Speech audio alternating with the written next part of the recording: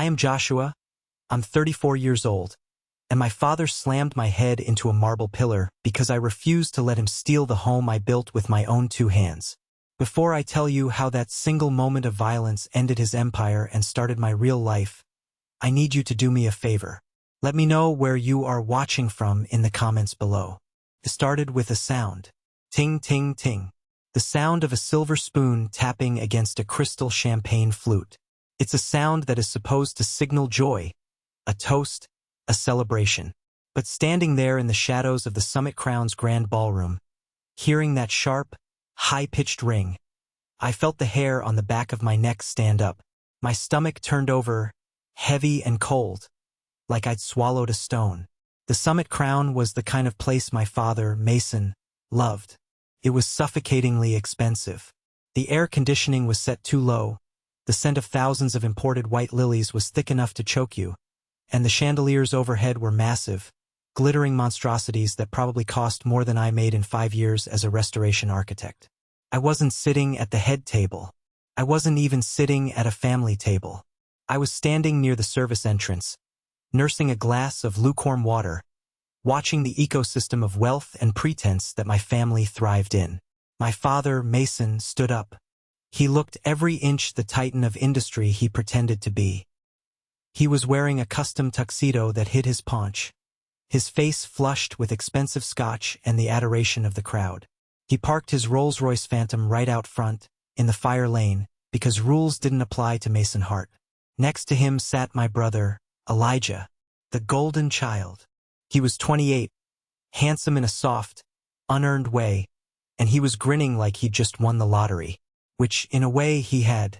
He just married Chloe, a woman who looked at him with dollar signs in her eyes. Elijah drove a Porsche 911 that Dad paid for, lived in a condo Dad paid for, and held a vice president title at Dad's company that required him to do absolutely nothing. I checked my watch. I wanted to leave. I had work in the morning. Real work. I had a deadline on a Victorian restoration in the historic district, and unlike my brother, I didn't have a salary that appeared magically in my bank account whether I showed up or not. Friends, family, esteemed guests. Mason's voice boomed. He didn't need the microphone, but he loved the way it amplified his authority. We are gathered here to celebrate Elijah and Chloe, 2 beautiful souls starting their journey. The room applauded. It was a sea of tuxedos and designer gowns. I saw my mother, Sarah, clapping harder than anyone. She looked brittle, her smile tight, her eyes scanning the room to make sure everyone was watching her perfect family. She didn't look at me. She never really looked at me. I was the stain on the perfection, the son who worked with his hands, the son who drove a Ford F-150 with a ladder rack. You know, Mason continued, swirling his champagne, a marriage needs a foundation. It needs a place to grow, a place to raise the next generation of hearts. I stiffened. I took a sip of water, my hand trembling slightly. I didn't know why. It was just a feeling, a deep, primal warning bell ringing in my head. Elijah has always been the light of this family, Mason said, placing a hand on my brother's shoulder. Elijah beamed, looking out at the crowd with that smug, practiced humility. And as a father, it is my duty, my privilege, to ensure he starts on the right foot. Mason paused for effect. He was a showman. He loved the dramatic pause. He loved the power of holding a room captive. And so, Mason announced, his voice rising, "For my wedding gift to this happy couple, I am thrilled to give them the keys to the house on Juniper Avenue." The air left my lungs. For a second, I thought I'd misheard him. The room erupted in cheers. People gasped. "Oh, how generous!" A woman near me whispered. "That house is a masterpiece," someone else said. "Mason is such a saint." The house on Juniper Avenue. My house. The world tilted. The lights of the chandeliers smeared into long, blurry streaks. My house. The house I had bought as a condemned, rot-filled shell 3 years ago. The house where I had spent every weekend, every holiday, every spare dollar I had. I had replaced every beam, sanded every floorboard, rewired every outlet. I knew the smell of that house, sawdust, linseed oil and old pine. I knew the sound the stairs made when it rained. I looked at the stage. Elijah was feigning surprise. He covered his mouth with his hand, looking at Chloe, who was already crying happy, photogenic tears. They knew. They all knew. I looked at my mother. She caught my eye from across the room. Her eyes widened just a fraction. It was a look of panic, but also a command. "Don't you dare," her eyes said. "Don't you dare ruin this. Family is first. Family is first." That was the lie they used to chain me. A fully restored, historic gem. Mason was saying, basking in the applause. "Ready for you to move in next week." Move in? Next week? My clothes were in the closet. My tools were in the garage. My life was in that house. Rage is a funny thing. I always thought rage would feel hot, like fire. But this wasn't fire. This was ice. It started in my stomach and spread to my fingertips. It was a cold, clarifying focus. I set my water glass down on a passing waiter's tray. I didn't slam it. I placed it gently. I stepped out of the shadows. I was wearing a simple gray suit, off the rack. My boots were polished, but they were work boots. I didn't fit in this room of Italian leather and silk. But right now, I felt bigger than anyone there. I started walking. I walked down the center aisle, the gap between the round tables. The applause was dying down as people noticed me. They looked confused. Why was the carpenter's son walking toward the stage? Was he going to hug his brother? Mason saw me coming. His smile didn't waver, but his eyes went hard. Cold. Shark-like. He gave me a barely perceptible shake of his head. Stop. I didn't stop. I walked up the 3 steps to the low stage. I stood 5 feet away from them. I could smell the expensive scotch on my father's breath. I could smell the fear coming off Elijah. The room went silent. The string quartet stopped playing. "Joshua," Mason said, his voice jovial but laced with a warning tone that only I recognized. "Coming to congratulate your brother? That's good." That's a lie," I said. My voice wasn't loud. I didn't shout. But in the dead silence of that ballroom, it carried to the back rows. Mason's face turned a dark shade of red. The veins in his neck bulged against his collar. "Excuse me?" He laughed. A nervous, barking sound. "I think you've had too much to drink, son." "I'm drinking water," I said. I looked at the crowd. I saw their faces, confused, whispering. Then I looked back at him. "The house on Juniper Avenue is not yours to give, Mason. It's mine. My name is on the deed. I bought it. I rebuilt it. It belongs to me." "You are embarrassing us?" Elijah hissed, leaning forward. "Get off the stage, Joshua. We'll talk about this later." "There is nothing to talk about," I said, looking at my brother. "You aren't taking my home. You aren't taking my life." Mason stepped forward. He closed the distance between us. He was a big man, used to using his size to intimidate board members and subcontractors. "Listen to me, you ungrateful little mistake," he whispered, low enough that the microphone didn't catch it, but loud enough for me to hear every venomous syllable. "You will smile, you will hug your brother, and you will hand over the keys, or I will bury you." "No," I said. It was a simple word, but it felt like swinging a sledgehammer. "No?" Mason asked, his voice rising, forgetting the audience. "You say no to me?" I said no. I repeated, louder this time. "It is my house." Mason didn't think. He reacted. He was a man who had never been told no in 40 years. He was a king whose subject had just rebelled. He lunged. It wasn't a slap. It was a full-body tackle. He threw his shoulder into my chest. I wasn't expecting it. I was a strong guy, I worked construction, but I was standing flat-footed, and he had the momentum of pure, blind rage. I flew backward. My feet left the ground. Time seemed to slow down. I saw the horrified faces of the guests. I saw the lights spinning. And then the world stopped. Crack. My head hit the structural marble pillar behind me. It wasn't a thud. It was a sickening, wet crack that echoed through the ballroom like a gunshot. I slid down the cold stone. My vision went white, then gray, then red. I slumped onto the floor. I tried to push myself up, but my arms wouldn't work. There was a moment of absolute silence. Then a woman screamed, "Oh my God! He's bleeding!" I felt something warm and liquid running down the back of my neck. It soaked into my shirt collar. It was hot. I looked up, my vision swimming. Mason was standing over me, panting, his tuxedo jacket torn at the shoulder seam. He looked wild. He wasn't looking at me with concern. He was looking at me with disgust. "Look what you made me do," he roared. "You selfish bastard. Look what you did to your brother's wedding." My mother was there now. She didn't rush to me. She rushed to Mason. She grabbed his arm, turning him away from the crowd. "It's okay, Mason, it's okay," she was saying. Then she looked at the guests.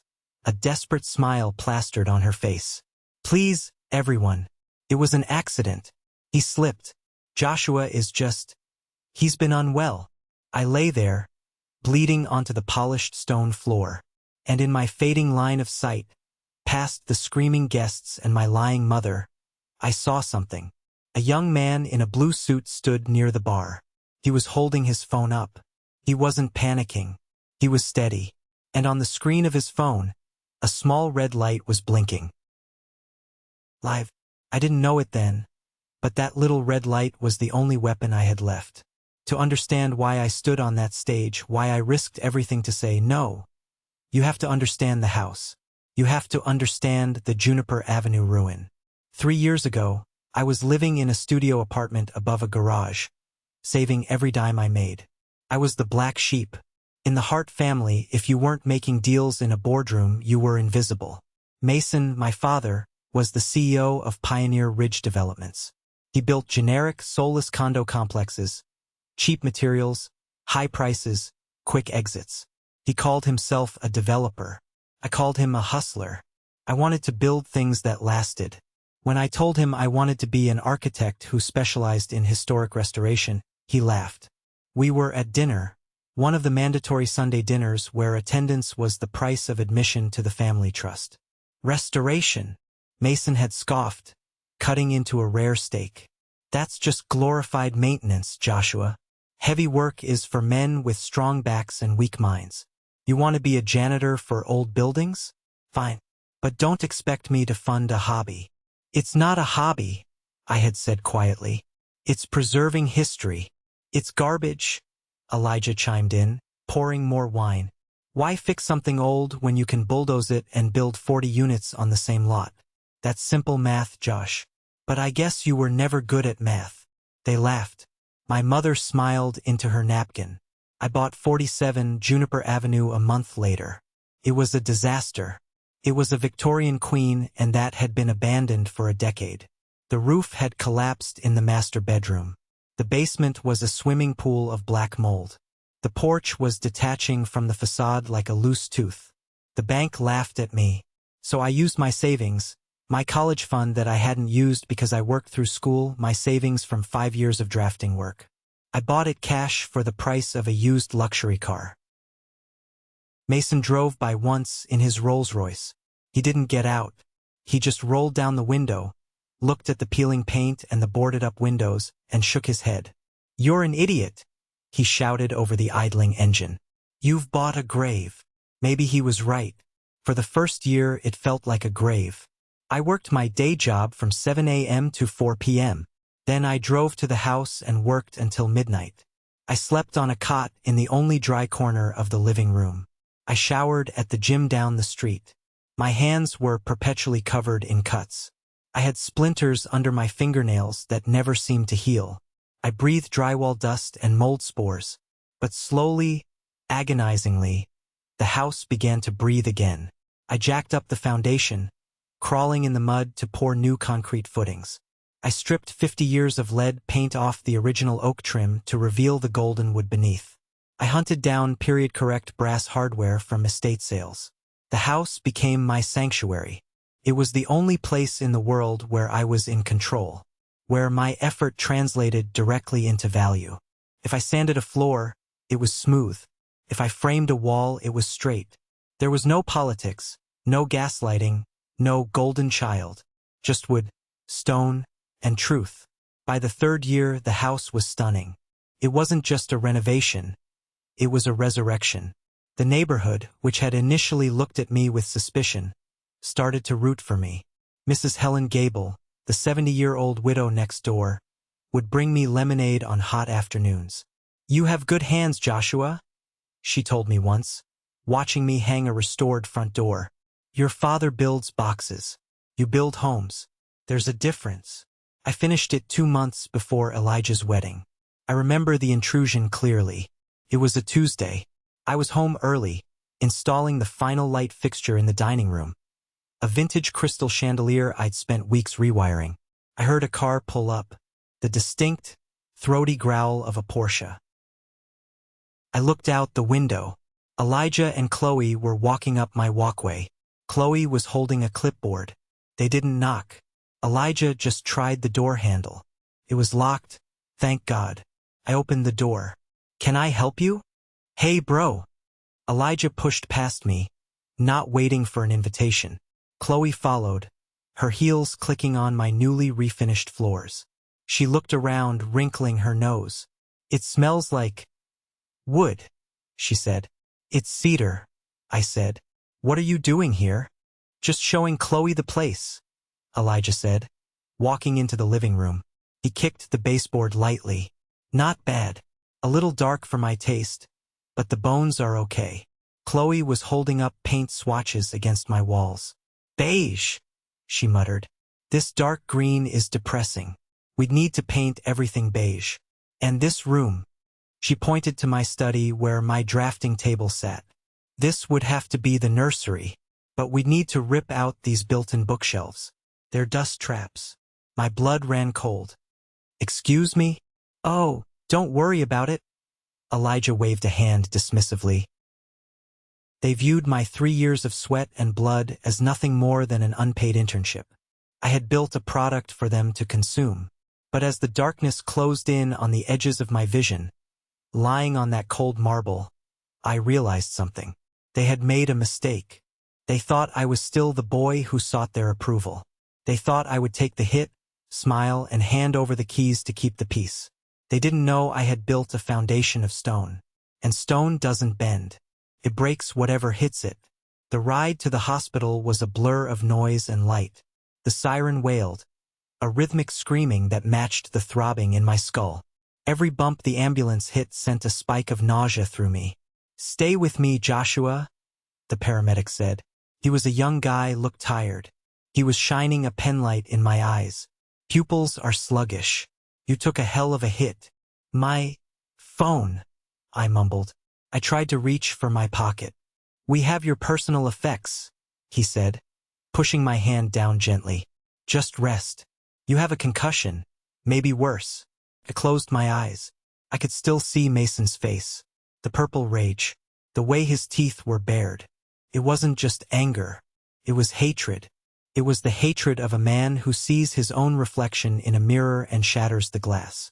When I woke up, the room was quiet. The sterile smell of antiseptic and floor wax filled my nose. I was in a hospital bed.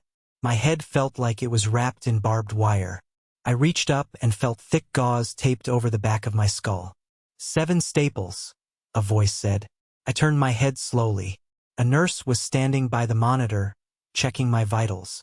She was an older woman with kind eyes, but she was looking at me with a strange intensity. 7 staples to close the laceration," she repeated. "You're lucky. The doctor said if you'd hit an inch to the left, we'd be having a very different conversation. Or no conversation at all." "My father," I croaked. My throat was dry. "The police are waiting outside," she said. Her voice dropped to a whisper. "But before they come in, have you seen it?" "Seen what?" She pulled her phone out of her scrub pocket. She hesitated, then tapped the screen and held it up to me. "It's trending," she said. "#1 on Twitter. #1 on YouTube. My daughter sent it to me an hour ago." She said, "Mom, isn't this the guy in room 304? I looked at the screen. It was a video. The angle was steady, shot from the side of the ballroom. I recognized the blue suit of the guy holding the camera. It was Caleb. I knew Caleb. He was the son of one of Dad's fiercest competitors in the construction business. Of course he was filming. I pressed play. There was Mason looking powerful and smug. Gift them the keys to the house on Juniper Avenue. There was me walking out of the shadows. The comments on the side of the screen were scrolling so fast they were a blur. Who is that guy? Wait, he looks mad. The audio was crisp. That's a lie. I watched myself stand my ground. I watched my father's face crumble from arrogance into violence. I watched the shove. The camera didn't shake. It zoomed in. The sound. Even on the phone speaker, the crack was sickening. I watched myself slide down the wall. I saw the blood. And then, I saw the part one had missed. I saw my mother, Sarah, rush over. But she didn't check my pulse. She didn't look at my head. She stood in front of Mason, blocking him from the camera, and she pointed a finger at the crowd. Stop filming. This is a private family matter. And then Mason, realizing the camera was there, shouted, "He's unstable. My son is mentally unstable. He attacked me." The video ended. I looked at the view count at the bottom. 5.2 million views. The comments. The nurse whispered, "The whole world is on your side, honey. They're calling it the Red Wedding. They're calling your dad a monster." My phone, sitting on the bedside table, buzzed. Then it buzzed again. And again. It was vibrating so hard it was rattling against the plastic tray. I picked it up. 47 missed calls. 102 text messages. The most recent voicemail was from Mom. I shouldn't have listened to it. But old habits die hard. I pressed play, putting the phone to my ear. "Joshua." Her voice was breathless, frantic. "Joshua, pick up the phone. This is a disaster. Your father is... He is distraught. We are at the hotel. The police are asking questions. You need to tell them it was an accident. You need to tell them you tripped. Do you hear me? We can't have a scandal right now. The merger is next week. Think about the family. Family is first. Don't be selfish. Call me back. Don't be selfish. You tripped. Something inside me snapped. It wasn't the bone in my head this time. It was the last thread of loyalty I had to these people. She didn't ask if I was alive. She didn't ask if I was in pain. She asked me to lie to protect the man who put me here. "Nurse," I said. My voice was raspy, but it was steady. "Send the police in." "Are you sure?" she asked. "Yes. And do I have any visitors?" "There's a big man in the waiting room," she said. "Looks like a lumberjack. Says his name is Wyatt. And he brought a man in a suit with him. A very expensive suit." I let out a breath I didn't know I was holding.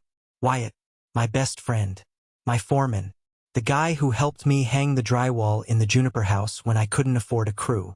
"Send them in too," I said. "After the police." The police interview was short. Officer Nicholas was a no-nonsense guy. He took my statement. He watched the video. He took photos of my staples. "Do you want to press charges?" he asked. I thought about the voicemail. Family is first. "Yes," I said. "Assault. And I want a restraining order." When Wyatt walked in 10 minutes later, he looked like he wanted to punch a hole in the wall. He was 6'4", built like a tank with a beard that reached his chest. But his eyes were red. "Brother," he said, his voice cracking. He didn't hug me, he knew I was broken. But he squeezed my foot through the blanket. "I saw the video. I was at the shop. I drove straight here. I'm okay, Wyatt." "You're not okay. You have staples in your skull." He stepped aside. "I brought reinforcements." The man in the suit stepped forward. I recognized him immediately. Carter Vance. He was the most feared property and corporate litigation lawyer in the state. He was a shark in a pinstripe suit. He was known for destroying careers and bankrupting companies. He was also expensive. "I can't afford you, Mr. Vance," I said. Carter smiled. It wasn't a warm smile. It was a sharp, dangerous smile. "Wyatt here fixed my deck last summer. Best work I've ever seen.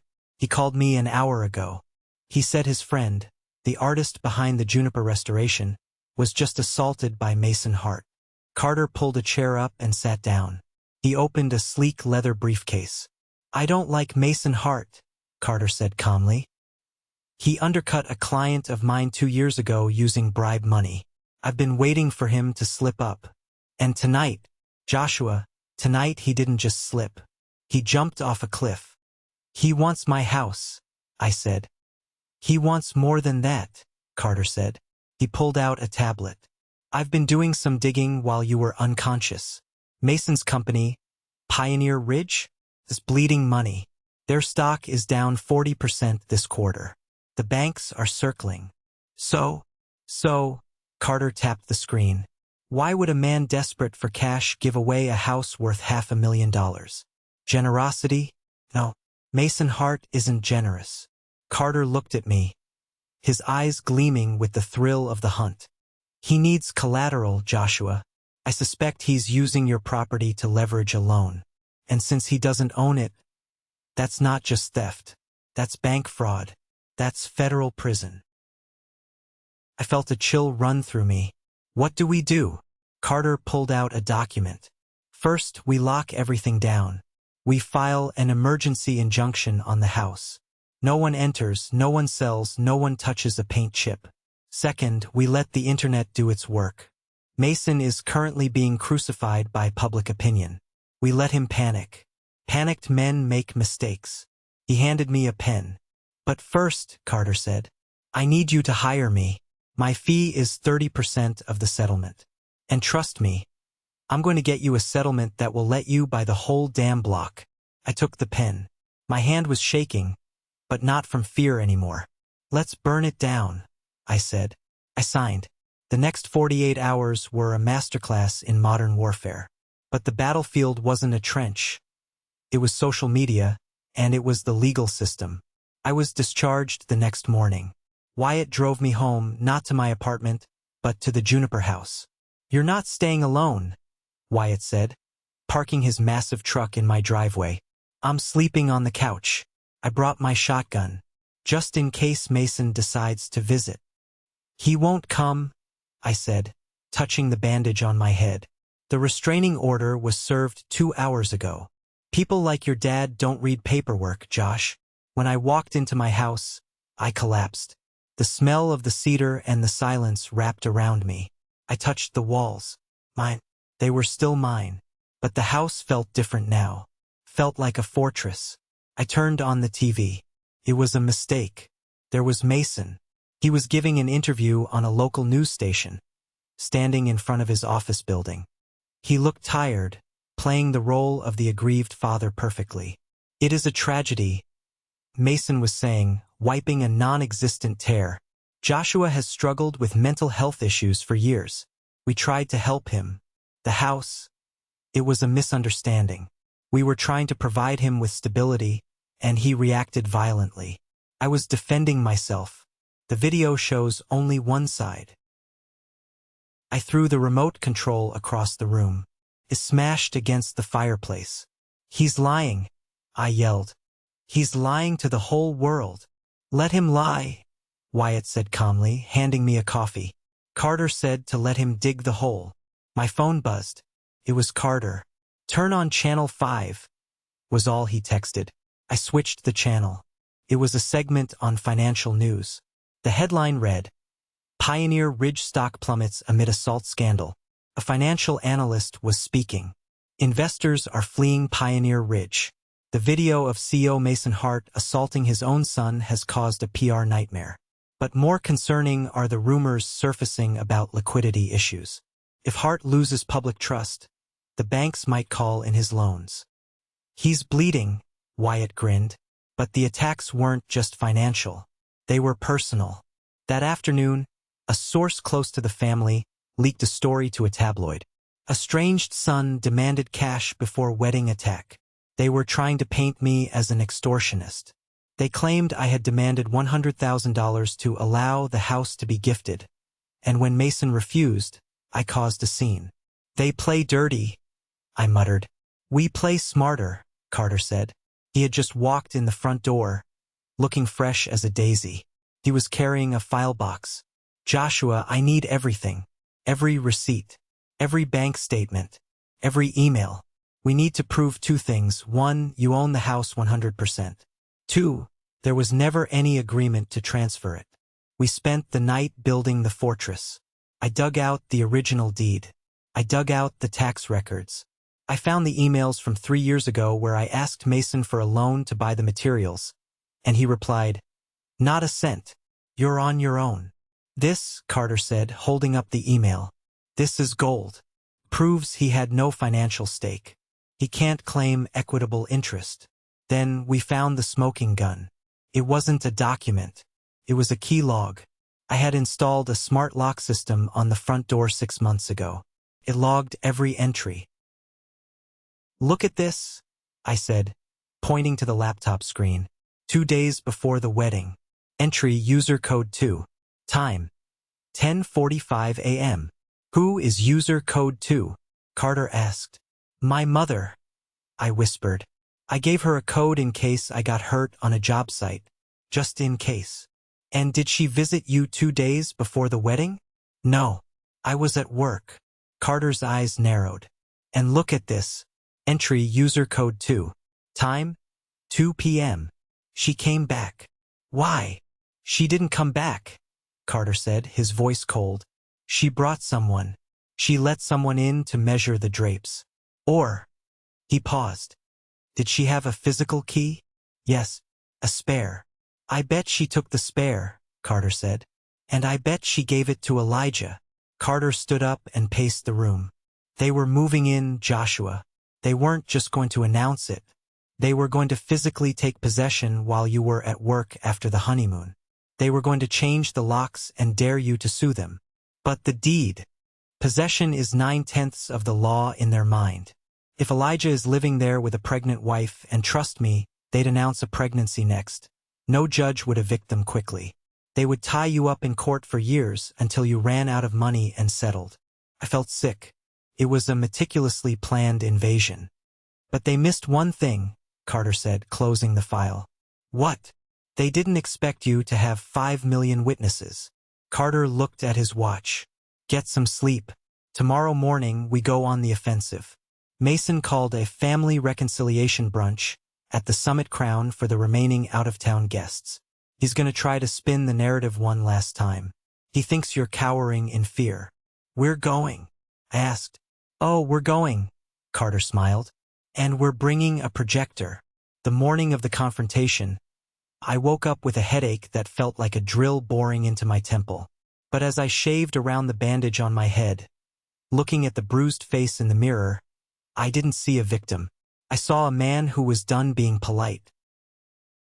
I put on my best suit. It was navy blue. I polished my boots. Wyatt drove.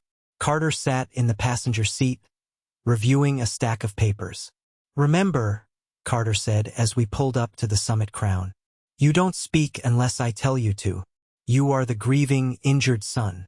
I am the attack dog." The hotel valet looked nervous when he saw us. He recognized me. "Mr. Hart, Joshua, are you supposed to be here?" "I'm here for brunch," I said calmly. We walked into the private dining room. It was smaller than the ballroom, intimate. About 40 people were there, Mason's inner circle, the key investors, Elijah and Chloe's parents, and a few relatives. Mason was standing at the head of the table, holding a mimosa. He looked terrible. His skin was gray, his eyes bloodshot. He was laughing too loud at a joke no one else found funny. When the doors opened and we walked in, the laughter died instantly. It was silent. The only sound was the clinking of silverware as people froze. "Joshua," Mason said. His voice wavered. I thought we had a restraining order." "We do," Carter said, stepping forward. He placed a briefcase on an empty table with a heavy thud. "But Mr. Hart is here as a witness to a crime, and I am here representing him. We're not here to eat. We're here to clarify the misunderstanding you spoke about on the news. This is private property." Elijah stood up. He looked hungover. "Get out, Joshua. You've done enough damage." "Actually," Carter said, pulling a document from his jacket, "this is a hotel." a public place of accommodation. And unless you want us to hold this press conference in the lobby where the news crews are waiting, I suggest you sit down. Mason sat. He looked at the investors around the table. He saw the doubt in their eyes. He knew he couldn't cause another scene. Fine, Mason spat. Say your piece. Tell them how much money you want. We don't want your money, Mason, I said. It was the first time I spoke. We want the truth. Carter set up a small portable projector he had brought. He pointed it at the blank cream-colored wall behind Mason. You claimed, Carter began, his voice projecting like an actor on stage, that Joshua agreed to give the house. You claimed he demanded money. You claimed this was a family asset. Carter clicked a remote. An image appeared on the wall. It was a blown-up scan of the deed of trust for 47 Juniper Avenue. Owner, Joshua Hart. Sole proprietor. This is the deed, Carter said. Paid in full. No mortgage. No co-signers. Mason Hart's name appears nowhere. Click. The next image was the email chain. You're on your own. This is Mason refusing to invest a single penny in the property, Carter narrated. Click. The next image was a screenshot of a text message. It was from Elijah to Chloe, dated 3 weeks ago. We had gotten it from a bridesmaid who turned on them after the video leaked. Elijah, don't worry, babe. Dad's got it handled. He's gonna leverage Josh's house for the bridge loan. Once we get the title, we can kick Josh out. He's too soft to fight back. A gasp went through the room. Chloe turned pale. Elijah looked like he was going to vomit. Fraud, Carter said, letting the word hang in the air. Conspiracy to commit real estate fraud. You weren't gifting a house, Mason. You were stealing an asset to collateralize a loan because your company is insolvent. Mason stood up, shaking. That's hearsay. That's out of context. Is it? Carter asked. Because I have one more thing to show you. Carter turned to the door. Gabriel, if you would? A young man walked in. He was wearing the hotel staff uniform. He looked terrified, but he held his head high. It was the security manager. Mr. Hart, Gabriel said, looking at Mason. The police asked for the security footage from the ballroom. The overhead footage. With audio. Mason froze. We gave it to them this morning, Gabriel continued. And we gave a copy to Mr. Vance. Carter clicked the remote one last time. The video played. It wasn't the shaky cell phone footage. It was crystal clear, high-definition video from the ceiling camera.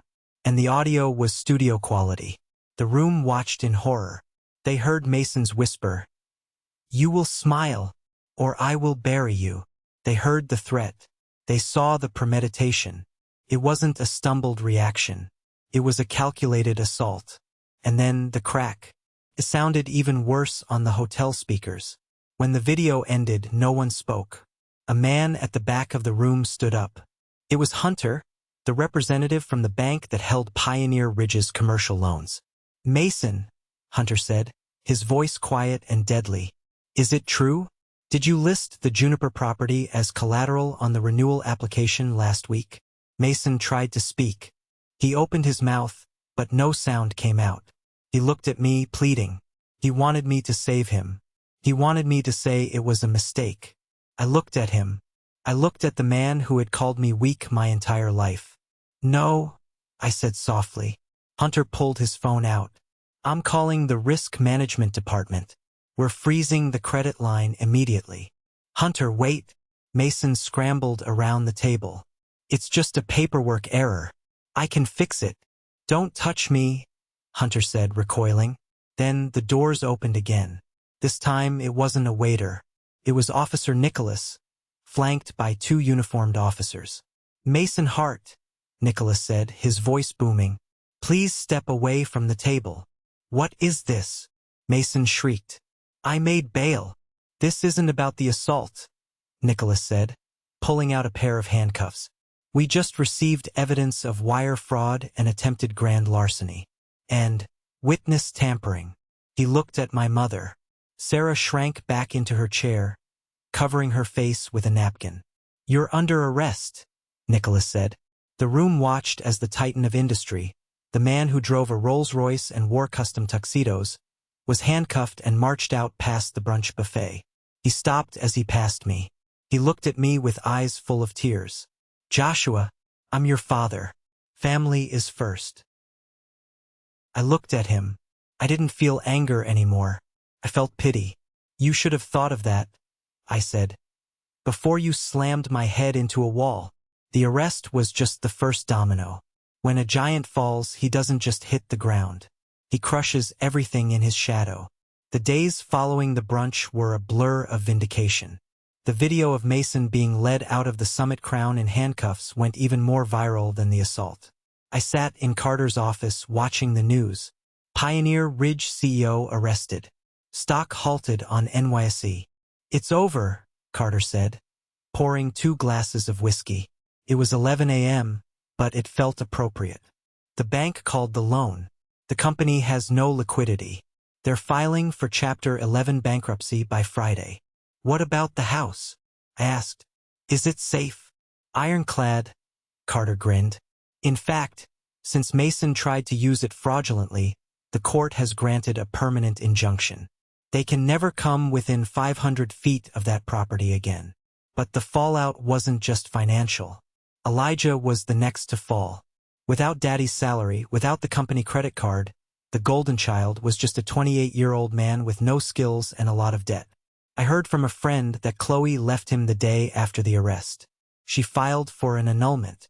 She cited fraud as the reason, claiming Elijah had lied about his financial status. The Porsche was repossessed 2 days later. I saw a picture of it on a tow truck on Instagram. I didn't like the photo, but I won't lie, I stared at it for a long time. My mother, Sarah, tried to reach out. She sent letters. She didn't call because I had blocked her number. I opened one letter. It wasn't an apology. It was a guilt trip. "How can you let your father rot in jail? He is an old man. We are losing everything. The house on the hill is being foreclosed. Where will I go? Joshua, you have that big house all to yourself. It's selfish." I burned the letter in the fireplace of the juniper house. I watched the word selfish curl into ash and float up the chimney. I realized then that she was just as guilty as he was. She was the enabler. She was the one who handed him the ammunition for years. She chose her side. Now she had to live with the consequences. 2 weeks later, I was back at work. I was on a scaffold, inspecting the cornice of an old library. "Hey, Joshua." I looked down. It was Caleb, the guy who filmed the video. He was standing on the sidewalk, waving. I climbed down. "Caleb, I owe you a beer." "You owe me nothing," Caleb smiled. "My dad. He's been trying to buy out Pioneer Ridge's assets for years. Because of you, he just acquired their entire land portfolio for pennies on the dollar." "I didn't do it for your dad," I said. "I know," Caleb said. "But he wants to offer you a job. Lead architect. Name your salary." I looked at the building I was restoring. I looked at my hands, still scarred, still rough. "Tell him thanks," I said.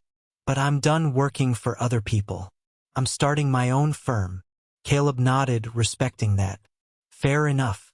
But hey, check your GoFundMe." "My what?" "Someone started a Justice for Joshua fund right after the video dropped. To cover your medical bills and legal fees." I hadn't looked online in days. I pulled out my phone. I navigated to the page. My jaw dropped. Total raised, $450,000. There were thousands of donations. $5, $10, $20. Comments from strangers all over the world.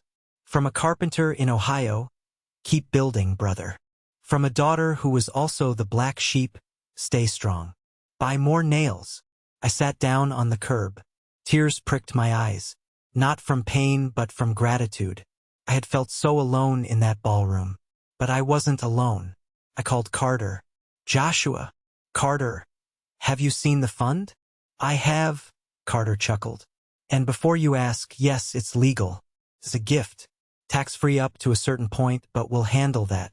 It covers my fees, your hospital bills, and leaves you with a very healthy seed fund for that firm you mentioned." I didn't ask for this. You earned it, Carter said. You stood up.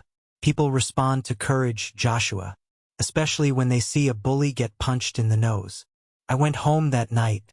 I parked my truck in the driveway. The house looked different. The shadows were gone. I walked up to the porch. I sat on the swing I had built. A car pulled up to the curb. Taxi. The door opened and Elijah stepped out. He looked broken. He was wearing jeans and a t-shirt, carrying a duffel bag. He looked at the house, then at me. He walked up the driveway, stopping at the edge of the grass. The invisible line. Joshua, he said. His voice was hollow. Elijah. Mom is staying with Aunt Linda. Dad is… well, you know. He kicked at the dirt. I got kicked out of the condo. Chloe took the furniture. I waited. I was wondering… Elijah looked up, tears in his eyes. I know I screwed up. I know I was a jerk. But family is first, right? I have nowhere to go. Can I crash on the couch? Just for a few weeks. I looked at my brother, the golden child, the boy who had mocked my work, who had tried to steal my home, who had laughed while our father belittled me. I thought about the nursery he wanted to build in my office. I thought about the selfish comments. I stood up. I walked to the edge of the porch. You have hands, Elijah, I said. What? You have 2 hands. You're healthy. Go get a job. Rent a room. Build your own life. But I'm your brother. You were my brother when you tried to steal my house? I asked. You were my brother when you watched Dad slam my head into a wall and told me to get off the stage? Elijah looked down. I was scared of him. We were all scared of him, I said. But I said no. You said yes. That's the difference. I turned around and walked to my front door. Joshua, please, he called out. Where am I supposed to go? I opened the door, the warm light of my restored home spilling out onto the porch. Figure it out, I said. Like I did. I closed the door. I locked the deadbolt. Click. It was the most satisfying sound I had ever heard. Time is a strange architect. It dismantles the structures you thought were permanent, like fear or family obligation, and it forces you to build something new on the bedrock of what remains. It has been exactly 14 months since the night of the Red Wedding, as the internet still calls it. 14 months since the crack of my skull against marble echoed around the world. 14 months since I looked at my brother and told him to figure it out. Today I stood in a courtroom again. But this time I wasn't the victim bleeding on the floor.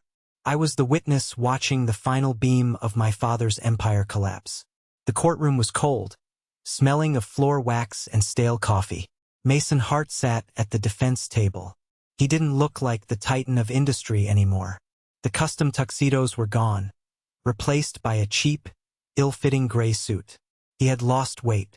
His skin, once flushed with expensive bourbon and arrogance, was now sallow and papery. He looked small. That's the thing about tyrants. Without their stage, without their audience, and without their power to intimidate, they shrink. Judge Reynolds, a stern woman who had zero patience for theatrics, looked over her glasses at Mason. Mr. Hart, she said, her voice cutting through the silence. You have been found guilty of 2 counts of wire fraud, 1 count of bank fraud, and 1 count of assault in the 2nd degree. You used your own son's property, a property you had no legal claim to, as collateral for a fraudulent loan to prop up a failing business. And when confronted, you resorted to violence. Mason stood up. His hands were shaking. I waited for him to apologize. I waited for him to look at me, sitting in the front row next to Carter, and say, "I'm sorry, Joshua." Instead, Mason looked at the judge and said, "I did what I had to do for my family. My company employs hundreds of people. I am a pillar of this community, a builder, my son." He just didn't understand the big picture. He still didn't get it. Even facing prison, he was the hero of his own delusional story. "The big picture," Judge Reynolds replied dryly, "is that you are a criminal. I am sentencing you to 5 years in federal prison, followed by 3 years of supervised probation." You are also ordered to pay restitution to the bank and damages to the victim. The gavel banged. It wasn't a crack like my head hitting the wall. It was a dull, final thud. Thump. Mason turned to look at the gallery. He looked for my mother. She was there, sitting 2 rows behind me, wearing big sunglasses and a scarf, trying to be invisible. When Mason locked eyes with her, she looked away. She picked at a loose thread on her coat. She didn't wave. She didn't cry. She just sat there, preserving her own image, cutting the dead weight loose. As the bailiffs led Mason away, he passed by me one last time. He stopped. The shackles on his ankles jingled. "You won," he rasped, his voice filled with venom. "Are you happy now, Joshua? You destroyed the legacy. Who's going to carry the name now?" I stood up. I was taller than him now. Or maybe I always was, and I just hadn't noticed. "The name doesn't matter, Mason," I said calmly. "The work does, and my work stands up." Yours crumbled. He was led away. I didn't feel a surge of joy. I didn't feel the urge to cheer. I just felt light. The heavy, suffocating blanket of his expectation was finally gone. I walked out of the courthouse into the bright afternoon sun. Carter was waiting for me by his car, checking his phone. 5 years, Carter said, putting his phone away. With good behavior, he does 3. But his career is dead. The SEC has barred him from holding a director position in any public company for life. Pioneer Ridge is being liquidated as we speak. "It's done," I said, taking a deep breath of the city air. "It is?" Carter smiled, clapping me on the shoulder. "Now, about that other matter. The zoning permit. I got it this morning." I grinned. This was the part of the story I was most proud of. With the settlement money from the lawsuit, plus the incredible, overwhelming donations from the Justice for Joshua Fund, I hadn't just bought a fancy car or taken a vacation. I had reinvested. I used the funds to buy the abandoned warehouse adjacent to my property on Juniper Avenue. It was an old brick textile factory, crumbling and forgotten. To anyone else, it was an eyesore. To me, it was potential. I turned it into the Iron Foundation. It wasn't just a restoration firm. It was a trade school, a place where kids who didn't fit into the college mold, kids like I used to be who liked to work with their hands but were told they were less than, could learn carpentry, masonry, electrical work, and architectural history. I wanted to create a place where heavy work was honored, not looked down upon. A week after the sentencing, I was at the foundation. The space was buzzing with noise, the high-pitched whine of a table saw, the rhythmic thwack of hammers, the smell of fresh sawdust and coffee. I was teaching a class on joinery to a group of 12 students. They were a mix of teenagers and guys in their 20s looking for a second chance. "Look at this," I said, holding up a dovetail joint I had just cut. No nails, no screws, just friction and geometry. If you cut this right, it will hold for 100 years. If you rush it, it fails in a week. One of the students, a quiet kid named Leo who reminded me painfully of my younger self, raised his hand. "But isn't it faster to just use a nail gun?" "Faster, yes," I said. "But we aren't building fast, Leo. We're building true. A nail can rust. A screw can strip. But wood, if you respect the wood, it respects you back." I saw Leo's eyes light up as he ran his thumb over the smooth interlocking joint. That look, the spark of understanding, of pride in creation, was worth more than any approval Mason Hart had ever withheld from me. That afternoon, I took a break and walked down to the local coffee shop to grab a latte for myself and Wyatt, who was now my partner in the foundation. As I waited at the counter, I felt eyes on me. I turned. Sitting at a small table in the corner, nursing a black coffee, was a guy in a stained apron. He looked exhausted. His hair was messy, and he had dark circles under his eyes. It was Elijah. I hadn't seen him since the night I told him to figure it out. He saw me. He stiffened, looking like he wanted to bolt for the door. But he didn't. He just slumped in his chair. I grabbed my coffees. I could have walked out. I could have ignored him. But I walked over to his table. "Elijah," I said. He looked up. "Joshua." He glanced at my clothes, clean work boots, a foundation t-shirt. Then he looked down at his apron. I'm on break. I only have 10 minutes. Working here? I asked. Yeah.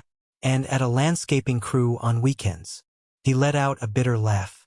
Turns out, having vice president on your resume doesn't mean much when the company was a fraud and your only reference is a felon. It's honest work, I said.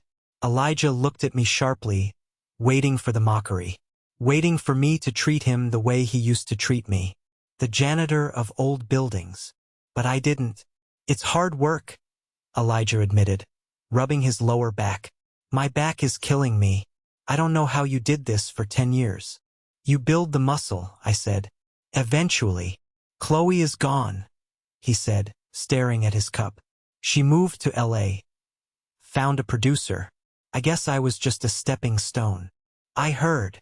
And Mom. Elijah shook his head. She sold the jewelry. She's living in a one-bedroom apartment on the south side. She calls me every day complaining that the neighbors are loud. She blames you, you know. She says if you had just played along, we'd all still be in the big house. And what do you say? I asked. Elijah paused. He looked at the customers in the shop, regular people living their lives. He looked at his own rough hands. I told her to stop calling me if she's going to talk about the past, Elijah said quietly. I told her you were the only one who actually owned anything real. It wasn't an apology. Not fully. But it was an admission of reality. The golden child had finally touched the earth. I have to get back, Elijah said, standing up. Manager yells if I'm late. Elijah, I said. He turned. If you ever want to learn how to frame a wall properly, come by the foundation. We have night classes. I won't hire you. I won't give you a free ride. But I'll teach you. Elijah stood there for a long moment. He didn't say yes. He didn't say no. He just nodded a small, jerky motion. Maybe, he said. Thanks. He walked back behind the counter. I watched him start scrubbing the espresso machine. He wasn't the vice president anymore. He was just a guy trying to make a living. And for the first time in my life, I respected him. Not as a brother, but as a man starting from zero. The real final twist, however, didn't come from Elijah. Came from the mail. 3 months into Mason's sentence, a letter arrived at the foundation. It had the stamp of the Federal Correctional Institution. I sat in my office, the sun streaming through the restored vintage windows, and stared at the envelope. My heart didn't race anymore. I wasn't afraid. I opened it. The handwriting was shaky, but the arrogance was unmistakable. Joshua, the food in here is inedible. The mattress is thin. I have spoken to some people, and there are opportunities here for a man of my intellect, but I require capital. I need you to deposit $5,000 into my commissary account immediately. It is the least you can do after you humiliated me and stole my legacy. Also, call your mother. She is useless without direction. Tell her to sell her car and send me the proceeds. I have a plan to appeal. We can still fix this. Do not fail me again, Dad. I read it twice. He was in prison. He had lost everything. And he was still trying to command me. He was still trying to use me as a wallet, as a tool. He hadn't learned a single thing. The narcissism wasn't a mask. It was his bone marrow. I thought about the old Joshua. The one who would have felt guilty. The one who would have thought, he's my father, he's suffering. Then I looked out the window at the workshop floor. I saw Leo measuring a piece of oak with intense focus. I saw Wyatt laughing with a group of students. I saw the life I had built. I didn't burn the letter this time. Burning it was dramatic. Burning it implied emotion. I simply folded it, put it in the shredder, and pressed the button. Whir. The paper turned into confetti. I didn't send the money. I didn't call my mother. I didn't write back. I turned back to my drafting table. I had a blueprint to finish. A new community center for the city. A project I had won not because of my last name, but because my bid was solid and my reputation was ironclad. Mason Hart was a ghost, and I didn't believe in ghosts anymore. There is a specific time of day on Juniper Avenue that is magic. It's right around 7 p.m. in October, when the sun dips below the tree line and the sky turns a deep, bruised purple. The streetlights flicker on, humming with a low buzz, and the air smells like wood smoke and drying leaves. I stood on my front porch. My porch. The house behind me was quiet. It wasn't the silence of emptiness. It was the silence of peace. The floors didn't creak with the weight of secrets anymore. The walls didn't hold the echo of shouting. I held a cordless drill in my right hand. In my left, I held a small, rectangular object wrapped in a soft cloth. Wyatt sat on the porch swing, the one I had rebuilt from reclaimed white oak. He was drinking a beer, watching me. "You've been staring at that pillar for 10 minutes, Josh," Wyatt said. "You gonna drill the hole or just intimidate the wood into submission?" "I'm measuring," I said, smiling. "Twice. You measured it yesterday. And this morning." He was right, but this wasn't just a maintenance task. This was a ceremony. I lined up the drill bit with the pencil mark I had made on the main structural post of the porch. This post was the first thing I had replaced 3 years ago. It was the spine of the entrance, where the drill bit into the wood. Clean, solid, no rot. I blew away the sawdust. I unwrapped the object. It was a brass plaque, heavy, cool to the touch. I had ordered it from a foundry in the city, custom cast. It wasn't flashy. It wasn't gold-plated like the things Mason used to buy. It was solid brass, meant to patina with age, meant to get darker and more beautiful the longer it weathered the storms. I aligned the screws. I drove them in. Zip, zip. I stepped back. The porch light caught the raised lettering. 47, Juniper Avenue, restored 2023. The architect, Joshua Hart. It didn't say owned by. It didn't say property of. It said the architect. Because owning something is just a legal status. You can own something you stole. You can own something you inherited. But being the architect, that means you dreamed it. You bled for it. You built it when everyone else said it was a ruin. "Looks good," Wyatt said, raising his bottle. "Damn good." "It's straight," I said, checking it with a level 1 last time. The bubble was dead center. I sat down on the steps next to Wyatt. We watched the cars drive by. A neighbor, Mrs. Gable, was walking her dog. She waved. "Beautiful evening, Joshua," she called out. "It is, Mrs. Gable," I called back. I thought about the journey to this porch. I thought about the years of being told I was the disappointment. The years of watching Elijah get the praise, the cars, the easy path. I thought about the feeling of that marble pillar cracking against my skull. The pain. The blood. But then I thought about the 5 million people who watched that video. They didn't watch it because they liked violence. They watched it because they recognized the story. How many of them had a father who made them feel small? How many of them had a sibling who took more than their share? How many of them had been told no when they tried to follow their own path? They watched because they wanted to see the moment the scapegoat fought back. They wanted to see the moment the no became a wall that the bully couldn't break down. I had spent my whole life trying to restore broken houses. I thought I was fixing wood and brick. But really, I was trying to fix myself. I was trying to build a shelter where I was safe from them. And I had done it. The legal battle was over. The financial war was won. But the real victory wasn't the bank account or the restraining order. The real victory was the silence in my head. The voice that used to sound like Mason, telling me I wasn't enough, telling me I was selfish, telling me I was a failure. That voice was gone. It was replaced by the sound of my own breathing, by the sound of the wind in the trees, by the sound of the future I was building, one dovetail joint at a time. I looked at my hands. There was a scar running across my left thumb from a chisel slip years ago. There were calluses on my palms. They weren't the soft, manicured hands of a CEO. They were rough. They were ugly to some. But they were mine. These hands had built a life that no one could give me, and more importantly, a life that no one could take away. "You okay?" Wyatt asked, nudging my shoulder. "Yeah," I said, taking a sip of the cold beer. "I'm okay. I was just thinking." "About what?" "About foundations," I said. Mason thought the foundation of a family was loyalty. Blind loyalty. Family first. But he was wrong. What's the real foundation? Wyatt asked. Truth, I said. And respect. Without those, you're just building a castle on a sinkhole. Eventually, it cracks. I stood up and brushed the dust off my jeans. I looked at the plaque one last time. The architect. I wasn't just the architect of this house. I was the architect of my own peace. Come on, I said to Wyatt. Let's order a pizza. I'm starving. Now you're talking. Wyatt laughed, heaving himself off the swing. We walked inside.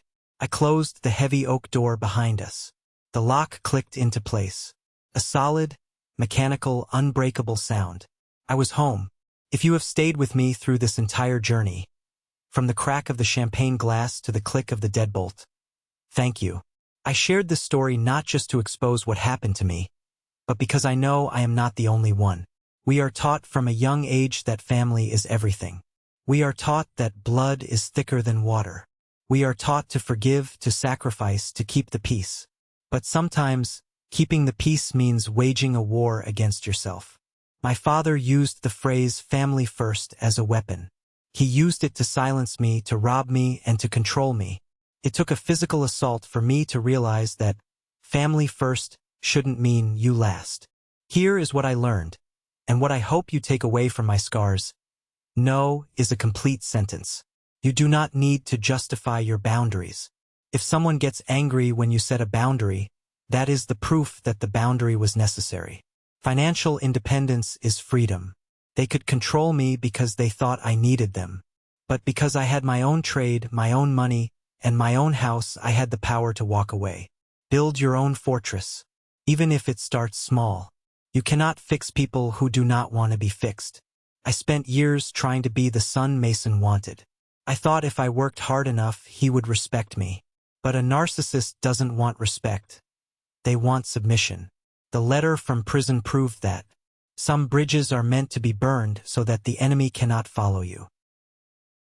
I want to hear from you. Have you ever had to draw a hard line with a family member? Have you ever had to say no to the people you are supposed to say yes to? Let me know in the comments. Share your story. Or, if this story resonated with you, if you felt that moment of victory when the plaque went up, just comment good below.